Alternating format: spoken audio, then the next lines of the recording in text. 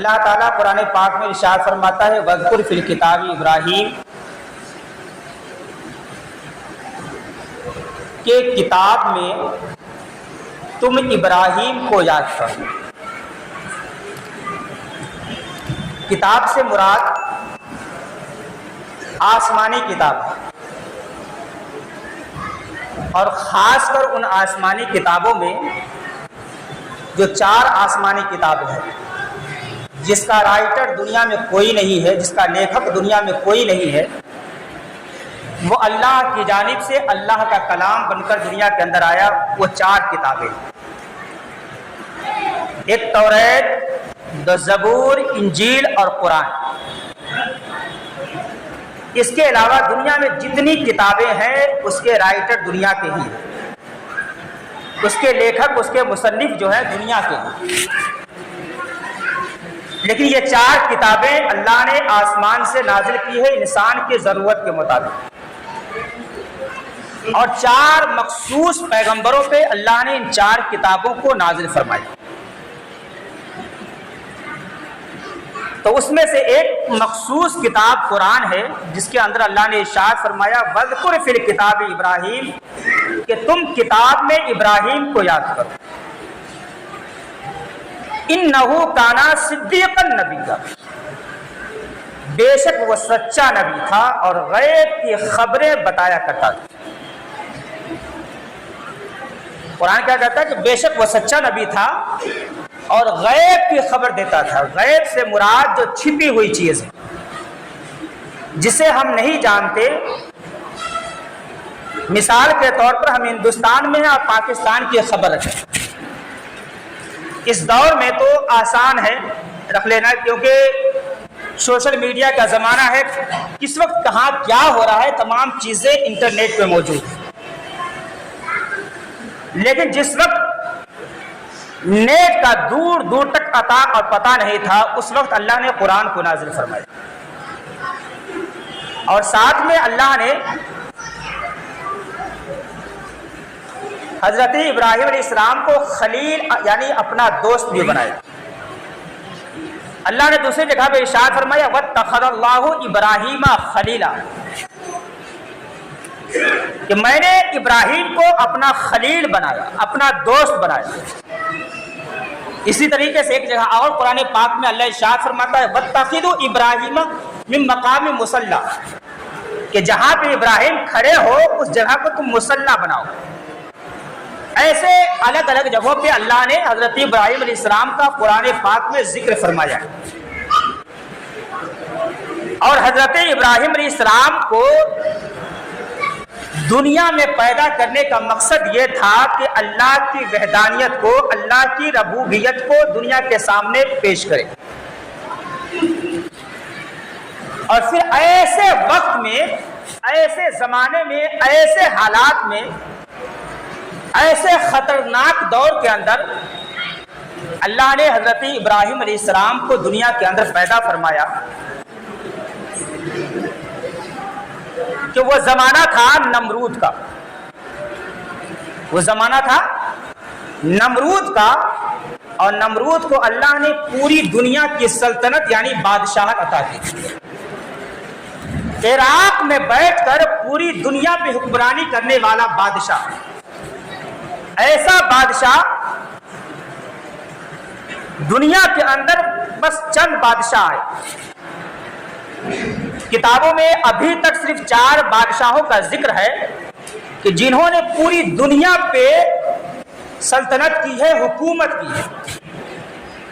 ان میں سے ایک نام نمرود کا ہے، دوسرا بادشاہ جس نے پوری دنیا پہ حکومت کی اس کا نام بخت نصر ہے، اس کا نام بخت نصر ہے، اور تیسرا بادشاہ جس نے پوری دنیا کے اوپر بادشاہت کی وہ حضرت سلیمان علیہ السلام، یا اللہ کے نبی، اور چوتھے بادشاہ جنہوں نے پوری دنیا پہ بادشاہت کی وہ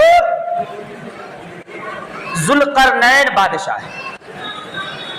یعنی 4 بادشاہوں نے پوری دنیا پہ حکومت کی، جن میں 2 بادشاہ کافر، نمرود اور بخت نصر، اور دو بادشاہ مومن مسلمان، حضرت سلیمان علیہ السلام اور ذوالقرنین بادشاہ، یہ دو مومن ہیں، یہ دو مسلمان ہیں، اور یہ دونوں کافر ہیں، نمرود اور بخت نصر۔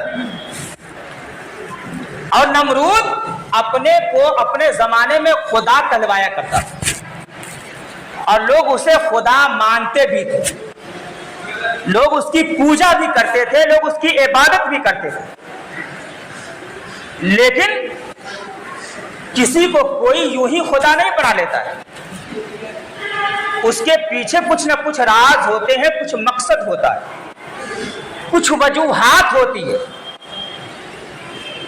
رب جیسا عہدہ اختیار یوں ہی کوئی کسی کے لیے نہیں دے دے گا۔ آخر نمرود کے پاس ایسی کون سی چیز تھی جس کی وجہ سے لوگ اس کو خدا مانتے تھے، لوگ اس کی پوجا کرتے تھے، لوگ اس کی عبادت کرتے تھے؟ تو تاریخوں میں آیا ہے کہ نمرود جادوگر تھا، نمرود جادوگر تھا، اور وہ جادو کی وجہ سے اس نے اپنے محل کے اندر ایک ایسا پیڑ لگا رکھا تھا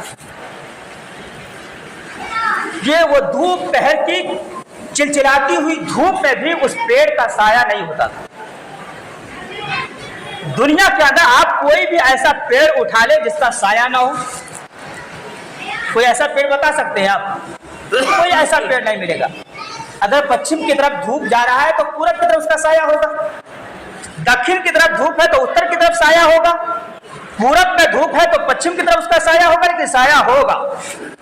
لیکن نمرود کے محل میں جو درخت تھا اس کا سایہ نہیں تھا، لیکن اس کی خوبی تھی کہ جب اس پیڑ کے نیچے اگر ایک آدمی آ جاتا تھا تو اس کے لیے ایک آدمی کا سایہ ہو جاتا تھا، دو آدمی آ جاتا تو دو کے لیے سایہ ہو جاتا ایٹومیٹک، 10 لوگ آ جاتے اس کے لیے سایہ ہو جاتا ایٹومیٹک، 10,000 آ جاتے اس کے لیے بھی سایہ ہو جاتا۔ تاریخوں میں آیا کہ اگر 1,00,000 لوگ بھی آ جاتے تو وہ پیڑ بیک وقت 1,00,000 آدمیوں کے لیے سایہ بن جاتا، لیکن اگر 1,00,000 سے ایک زیادہ ہو جاتا تو پھر پورے سایہ ختم ہو جاتے۔ تو اس پیڑ کی یہ خوبی تھی جس کے وجہ سے لوگ اس کو خدا مانتے۔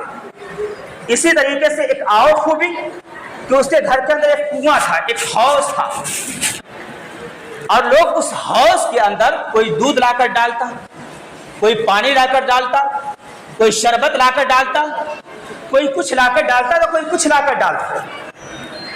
جب سب ڈال لیتے تو ڈال لینے کے بعد اب نمرود سے لوگ کہتے کہ ہمیں یہ چاہیے، مثال کے طور پہ کوئی کہتا مجھے شہد چاہیے تو اس حوض سے شہد نکلتا، کوئی کہتا کہ مجھے صرف دودھ چاہیے تو اس حوض سے صرف دودھ نکلتا، کوئی کہتا کہ مجھے صرف اس حوض سے پانی چاہیے تو اس حوض سے صرف پانی نکلتا۔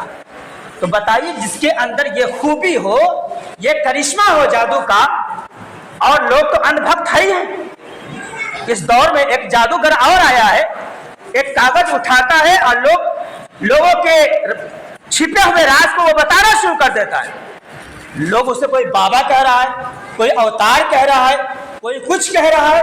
اب اس کا نام لینا مسجد کے اندر اچھا نہیں سمجھتا، آپ سمجھ گئے ہوگے جس کے بارے میں۔ تو جب اتنا بڑا بادشاہ، اتنا بڑا جادوگر جس نے ایک پیڑ لگایا جادو کی بنیاد پر، تو اس کی خوبی یہ کہ اگر ایک آدمی چلا جائے تو اس کے لیے سایہ ہو جائے، 10 چلا جائے تو اس کے لیے سایہ ہو جائے، 10,000 چلا جائے تو اس کے لیے سایہ ہو جائے، 1,00,000 چلا جائے تو 1,00,000 کے لیے وہ درخت سایہ بن جائے۔ ایک درخت اور ایک ایسا حوض جس میں لوگوں نے پانی بھی ڈالا، شہد بھی ڈالا، دودھ بھی ڈالا، جب نہ جانے کیا کیا چیز ڈالا ہے، لیکن اسی حوض سے، اسی کنویں سے اگر کوئی پانی مانگتا ہے تو پانی دیا جاتا ہے، کوئی دودھ مانگتا ہے تو اسے دودھ دیا جاتا ہے، کوئی شہد مانگتا ہے تو صرف شہد دیا جاتا ہے۔ تو جس جادو کے اندر اتنی خوبی ہو اور اندھ بھکتی کا زمانہ ہو تو پھر ایسے زمانے میں لوگ اس سے خدا کیسے نہیں مانیں گے؟ تو جادو بھی انسان کو حیرت میں ڈال دیتا ہے۔ اسی طریقے سے ہندوستان میں دیکھیں جب خواجہ غریب نواز آئے تھے، جادو سے لوگوں نے بڑے بڑے کام لیے، اور یہ کافروں کی عادت ہے جب وہ طاقت اور تلوار سے ہار جاتے ہیں تو پھر وہ اسلام کو زیر کرنے کے لیے جادوؤں کا سہارا لیتے ہیں۔ ख्वाजा गरीब नवाज भी आते हिंदुस्तान। जोगी जयपाल ने बड़े बड़े जादू दिखाए, सांप बनाया, गरीब नवाज ने अपने रूहानियत से उसको जलाकर राख कर दिया। ख्वाजा गरीब नवाज ने एक कटोरे में पूरे आना सागर को समेट लिया, लेकिन वही जयपाल अपने जादू की वजह से हवा में उड़ा और इतनी दूर ऊपर गया। ख्वाजा गरीब नवाज चाहते तो अपनी रूहानियत से खुद उड़ जाते, लेकिन आप खुद नहीं उड़े, बल्कि आपने अपने खड़ाओं को इजाजत दी, अपने जूती को हुक्म दिया। वो जादूगर बज़ाहिर अपनी शक्ल में उड़ रहा है, अगर मैं भी उड़ूं तो उसमें और मुझ में फर्क क्या होगा, मुझ में और उसमें फर्क क्या होगा। आपने अपने खड़ाओं को इजाजत, खड़ाओं उससे उसके ऊपर गई, जहां जयपाल था उसके ऊपर गई, और उसके ऊपर जाने के बाद जयपाल के सर पे तर तर पड़ने लगे। जयपाल नीचे आया, गरीब नवाज के कदमों में हाजिर हुआ और कहा, हुजूर मुझे माफ कर दिया जाए, आप मुझे भी कलमा पढ़ा कर इस्लाम के अंदर दाखिल कर लीजिए। फिर गरीब नवाज ने ऐसा कलमा पढ़ाया और ऐसी जिंदगी दी कि गरीब नवाज को 800 साल हो गए आराम किए हुए कब्र में, लेकिन जयपाल की रूहानियत आज भी जिंदा पाई जाती है। तो हम उस खुदा के मानने वाले हैं, उस रब के मानने वाले हैं। तो नमरूद को लोग खुदा मानते हैं, लेकिन नमरूद इतना पावरफुल होते हुए, इतना बड़ा जादूगर होते हुए खुदा कहलवाता था। एक रात बिस्तर पे सो रहा था, रात में उसने ख्वाब देखा कि एक सितारा जाहिर हुआ, एक आसमान पे सितारा निकला है और उसकी रोशनी ने इतना कमाल किया, इतना फैली रोशनी कि उस सितारे की रोशनी ने पूरी दुनिया रोशन हो गई। घबरा के बिस्तर से उठा और उसी वक्त उसी रात अपने दरबार में नुजूमियों को, काहिनों को बुलाया, जो लोग राज की बात बताया करते हैं। लेकिन उसे इतना मालूम नहीं था कि खुदा वो नहीं होता है जो पैदा हुआ होता है, खुदा वो होता है जो किसी से पैदा नहीं होता, खुदा वो है जो सोता नहीं बल्कि अपने बंदों को सुलाता है, खुदा वो नहीं होता जो खाता है, खुदा वो होता है जो अपने बंदों को खिलाता है। नमरूद खुदा कहलवा रहा है, लेकिन उसे इतना भी खबर नहीं कि मेरे ख्वाब की ये ताबीर क्या है। रब वो है जो ख्वाब दिखाता है और फिर ख्वाब की ताबीर को पूरा करता है। रब वो होता है, बंदा ख्वाब देखे, न उसे ख्वाब की ताबीर मालूम हो, न ख्वाब की हकीकत को पूरा करने की ताकत रखता हो, वो खुदा कैसे हो सकता है? हरगिज नहीं हो सकता। नुजूमियों को, काहिनों को बुलाया, कहा मैंने ऐसा ऐसा ख्वाब देखा है। कहा महाराज ऐसा है, अगर हमारे जान की रिहाई हो तो हम कुछ कहें। नमरूद ने इजाजत दी, कहा कहो इसकी ताबीर क्या है, इसकी हकीकत क्या है। तो कहा महाराज आपके रियासत में, आपकी हुकूमत में इस साल एक ऐसा बच्चा पैदा होगा जिसकी वजह से आपकी हुकूमत को जवाल आ जाएगी, आपकी बादशाहत खत्म हो जाएगी, आपकी हुकूमत चकनाचूर हो जाएगी। अब इतना सुनना था कि जो खुद को खुदा कहलवा रहा हो उसको बर्दाश्त हो। उसने ऐलान कर दिया पूरी दुनिया के अंदर कि कोई मर्द अपने बीवी के करीब ना जाए और कोई औरत अपने मर्द के करीब ना जाए। हर मर्द, हर औरत अपने अपने शौहर और बीवी से अलग हो जाए, और जो बच्चा दुनिया के अंदर आए उसे कत्ल कर दिया जाए। ये ऐलान हुआ। हजारों बच्चे जो पैदा हुए उसे कत्ल कर दिए गए। लेकिन एक रात फिर नुजूमियों ने खबर दी, महाराज वो रात आ गई है कि इसी रात में वो बच्चा अपने माँ के गोद में आने वाला है, अपने माँ के पेट में आने वाला है। सुबह हुई, नुजूमिया ने कह दिया महाराज वो बच्चा अपने माँ के पेट में आ चुका है, अपने माँ के पेट में आ चुका है। वो बच्चा माँ के पेट में आया, महीना गुजरता गया, लेकिन अल्लाह ने ऐसी हिफाजत की कि कि 9 महीने गुजर गए लेकिन माँ के पेट का हमल जाहिर भी नहीं हो पाया। दुनिया को पता भी नहीं चल सका कि वो कौन सी माँ है जो उस बच्चे को जन्म देगी, जिसके वजह से नमरूद की बादशाहत खत्म हो जाएगी, दम तोड़ देगी। अल्लाह ने ऐसे छुपाया, गोया के जो आम होते हैं वो आम होते हैं, लेकिन जो अल्लाह के मखसूस होते हैं अल्लाह उसकी खुद हिफाजत करता है। और हजरत इब्राहिम अलैहिस्सलाम ऐसे वक्त में भी अपने माँ के पेट में महफूज है। वक्त विलादत, वक्त पैदाइश भी आ गया, माँ परेशान है, अगर घर पे पैदा करती हूँ किसी की नजर पड़ जाएगी, बादशाह के वजीर को, उसके हुक्मरानों को खबर दे दी जाएगी मेरा बच्चा मेरी आंखों के सामने कत्ल कर दिया जाएगा। कौन ऐसी माँ होगी जो अपने बच्चे को 9 महीने के बाद जन्म देने के बाद अपने निगाहों के सामने कत्ल होता देख लिया। डिलीवरी के वक्त हमारी माँ जब बच्चे को जन्म देती है, खुदा न खास्ता उस वक्त उस बच्चे का इंतकाल हो जाता है, फिर उस माँ से उस बच्चे के इंतकाल का दर्द पूछिए। लेकिन जिस बच्चे को कत्ल किया जाए फिर उस माँ का दर्द का आलम क्या होगा। हजरत इब्राहिम अलैहिस्सलाम की माँ फरमाती है कि मैं पहाड़ के गार के अंदर चली गई और वहां मेरा बच्चा पैदा हुआ, और जब मेरा बच्चा पैदा हुआ तो इतना खूबसूरत था, इतना खूबसूरत था, इतना हसीन था। मेरे आका सल्लल्लाहु अलैहि वसल्लम ने सहाबा के मजमे में फरमाया था कि मेरे दादा हजरत इब्राहिम अलैहिस्सलाम मेरे जैसे खूबसूरत पैदा हुए थे, मेरे जैसे खूबसूरत थे हजरत इब्राहिम अलैहिस्सलाम। हजरत इब्राहिम अलैहिस्सलाम मेरे आका सल्लल्लाहु अलैहि वसल्लम से कई हजार पहले इस दुनिया के अंदर आए, कई हजार साल पहले उस गार के अंदर पैदा हुए। माँ शाम तक उस गार के अंदर थी। शाम को ऐसा ना हो कि गांव में ये हलचल हो जाए कि तारिक की बीवी घर पे नहीं है, किसी को शक हो जाए। आपने उस गार को एक पत्थर से ढक दिया और घर वापस चली आई। और 1 दिन नहीं, 2 दिन नहीं, 3 दिन नहीं, बल्कि रिवायतों में आया कि 7 दिन के बाद हजरत हाजरा उस गार, हजरत इब्राहिम अलैहिस्सलाम की माँ उस गार के अंदर जा रही है। और एक रिवायत में 14 दिन के बाद कि रोजाना रोजाना उस गार के तरफ जाऊंगी तो किसी को शक हो जाएगा। इस डर से हफ्ता दिन के बाद गई या 14 दिन के बाद गई। बताओ, जिस माँ ने अपने बच्चे को जन्म दिया उस गार के अंदर और 1 दिन का भी वो बच्चा नहीं है, बच्चे को माँ छोड़कर आ गई है।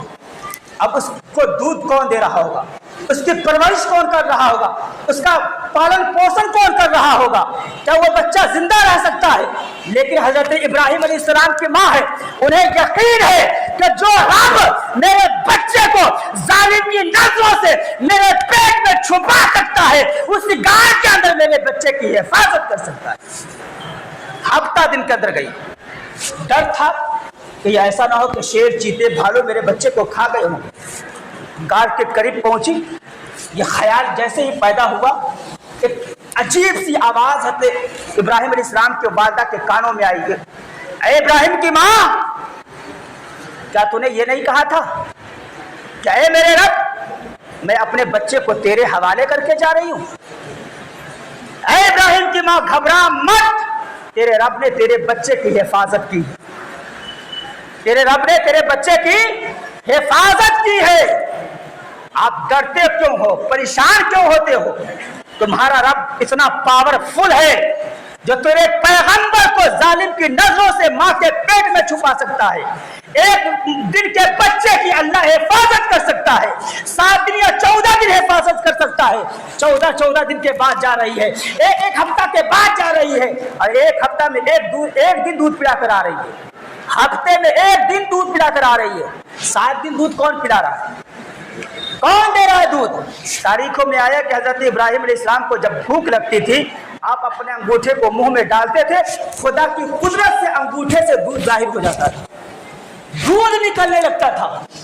तो आपका रब इस कमाल वाला, इस खूबी वाला है कि दुनिया की जितनी बड़ी से बड़ी जालिम ताकतें आ जाए, लेकिन अगर हमारा भरोसा अपने रब पे है, जुल्म अपना दम तोड़ देगी और अल्लाह आपका मुहाफिज और निगहबान होकर इस तरह से निगहबानी करे کرے گا کہ کوئی بھی آپ کا بال بیکار نہیں کر پائے گا. شرط یہ ہے کہ اس رب پہ ایمان تو رکھ لیجئے, اس رب کو اپنا رب تو مان لیجئے, اس رب پہ یقین کامل تو رکھ لیجئے.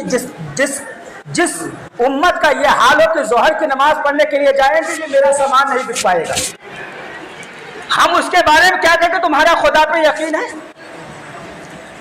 جو لوگ 2 روپے کے لالچ میں عصر کی نماز کو چھوڑ رہے, جو 2 روپے کے لالچ میں مغرب کی نماز کو چھوڑ رہے, اس امت کے لیے کہیں ہم کہ تمہارا خدا پہ یقین ہے. ہم اس غلط فہمی میں ہے کہ امام مہدی آئیں گے, اسلامی حکومت ہوگی, لیکن آج نہیں نا آ رہی ہے مہدی کی حکومت. یہ 5ویں بادشاہ ہوں گے جسے اللہ پوری دنیا کی بادشاہت دے گا, لیکن یہ کب آئیں گے